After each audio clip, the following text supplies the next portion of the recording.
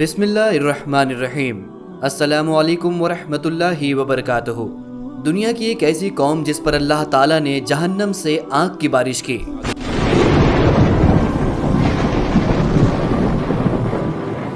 اس قوم پر ایسا عذاب نازل کیا گیا جو اس سے پہلے کسی قوم پر نازل نہ کیا گیا تھا۔ یہ قوم کون سی تھی جو ہر 3 ماہ بعد ایک خوبصورت لڑکی کو صرف درخت کے لیے ذبح کر دیا کرتی تھی؟ اللہ تعالیٰ کے پیارے نبی حضرت ابراہیم علیہ السلام کی تیسری بیوی جن کا نام کنتورہ تھا، ان سے ان کے بیٹے متین پیدا ہوئے۔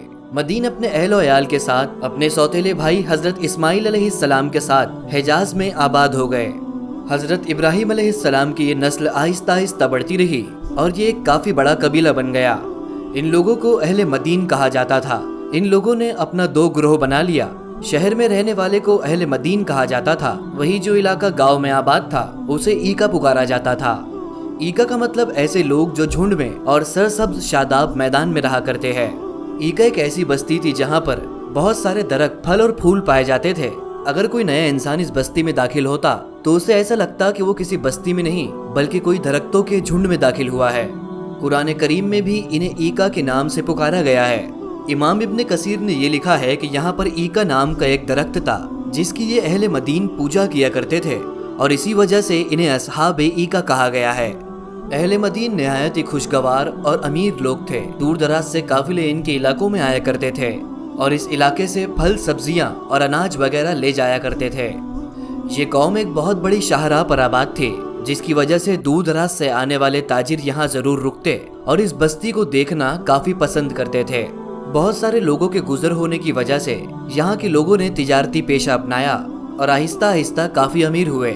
جب اللہ نے اتنی ساری انہیں نعمتیں عطا کی تو یہ قوم بھی قوم عاد، قوم سمود اور قوم لوط کی طرح ہی سرکش ہو گئی اور انہوں نے بتوں کی پوجا کرنا شروع کر دی۔ یہ دنیا کی واحد ایسی قوم تھی جنہوں نے درختوں کی پوجا کی شروعات کی۔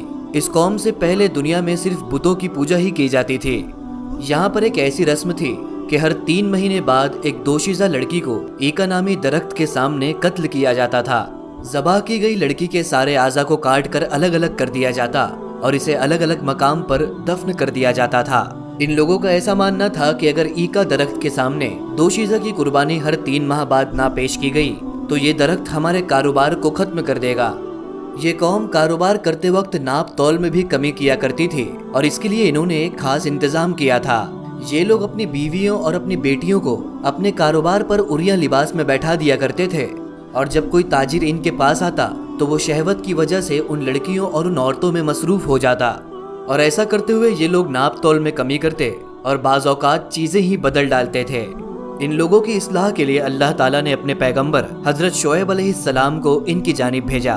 حضرت شعیب علیہ السلام کا تعلق بھی اہل مدین سے ہی تھا۔ نبوت سے پہلے بھی حضرت شعیب علیہ السلام اپنی قوم میں نہایت ہی نیک ہوا کرتے تھے۔ جیسے ہی اللہ نے آپ کو نبوت عطا کی، آپ نے اپنی قوم میں تبلیغ کی شروعات کی۔ آپ کو پیارے نبی حضرت محمد صلی اللہ تعالی علیہ وسلم نے خطیب الانبیاء کے لقب سے نوازا ہے۔ اس کی وجہ یہ ہے کہ جب حضرت شعیب علیہ السلام تبلیغ کے لیے کھڑے ہوتے اور جب وہ بولنا شروع کرتے تو لوگ ان کی باتوں میں اتنا زیادہ ملوث ہو جاتے کہ وہ اپنے کام کاج کو بھی چھوڑ دیا کرتے تھے۔ گویا ایسا لگتا کہ حضرت شعیب علیہ السلام نے عوام پر کسی طرح کا کوئی جادو کر دیا ہو۔ آپ کی تبلیغ کے بعد بھی صرف کچھ غریب لوگ ہی آپ پر ایمان لے آئے، باقی سبھی لوگوں نے آپ کو جھوٹا قرار دیا۔ جب حضرت شعیب علیہ السلام نے اپنی قوم کو سمجھایا کہ وہ ناپ تول میں کمی نہ کرے، وہ درختوں کی پوجا کو چھوڑ دے، تو شعیب علیہ السلام کی قوم کے لوگوں نے آپ سے یہ کہا کہ کیا تمہاری نماز اس بات کی اجازت دیتی ہے کہ ہم اپنے معبودوں کو چھوڑ سکیں اور ہم اپنے مال میں اپنی مرضی کے مطابق عمل نہ کریں؟ حضرت شعیب علیہ السلام نے اپنی قوم کو کئی مرتبہ تلقین کی۔ جب ان کی قوم اپنے ان کاموں سے باز نہ آئی تو حضرت شعیب علیہ السلام نے ان کو پرانی قوموں پر ہوئے عذاب کے بارے میں بتایا۔ حضرت شعیب علیہ السلام نے قوم کے لوگوں سے ارشاد فرمایا کہ اے میری قوم کے لوگوں، اگر تم نے میری بات نہ سنی تو پرانے قوموں کی طرح تم پر بھی اللہ اپنا غضبناک عذاب نازل کرے گا۔ حضرت شعیب علیہ السلام نے قوم کے لوگوں کو حضرت لوط علیہ السلام، حضرت صالح علیہ السلام اور حضرت ہود علیہ السلام کی قوم کے لوگوں کی مثالیں دی کہ اللہ نے ان پر اپنا کس طرح کا غضب نازل کیا۔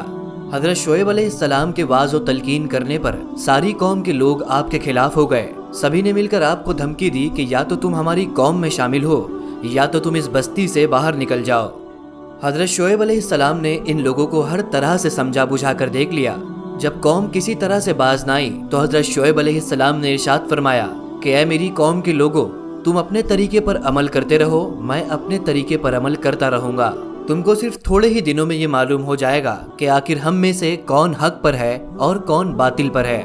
تم میں سے اور مجھ میں سے کس پر اللہ تعالیٰ کا غضبناک عذاب نازل ہوتا ہے، یہ جلد ہی ثابت ہو جائے گا۔ حضرت شعیب علیہ السلام نے آخری بار قوم کے لوگوں کو تلقین کی، لیکن پھر بھی یہ نہ مانے۔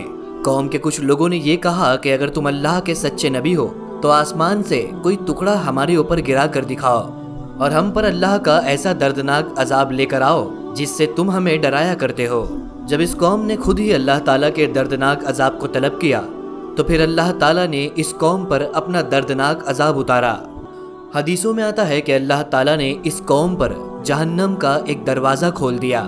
اس کی وجہ سے پوری بستی میں گرمی کی لہر پھیل گئی۔ جب گرمی کی وجہ سے ان کا دم گھٹنے لگا تو یہ اپنے گھروں میں گھس کر خود پر پانی کا چھڑکاؤ کرنے لگے۔ یہ سائے میں جا کر بیٹھتے، خود پر پانی ڈالتے، لیکن اس کا ان کے بدن پر کچھ اثر نہ ہوتا۔ جہنم کے اس آگ کی وجہ سے ان کا بدن جھلسنے لگا۔ اس کے بعد اللہ تعالیٰ نے بادل کا ایک ایسا ٹکڑا بھیجا جس نے اس بستی میں چھاؤں کر دی۔ اس بادل کے سائے میں ٹھنڈی ہوائیں چل رہی تھی۔ ساری بستی کے لوگ اپنے گھروں سے نکل کر اس بادل کے سائے میں آ گئے۔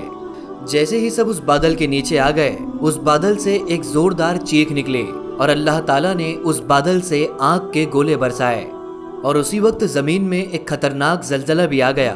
اور اسی طرح اللہ تعالیٰ نے اس قوم پر ایک ساتھ کئی سارے عذاب نازل کیے، اور اس طرح اس پوری قوم کے لوگوں کو ہلاک کر دیا گیا، اور آنے والی دنیا تک کے لیے یہ قوم عبرت کا نشان بن گئی۔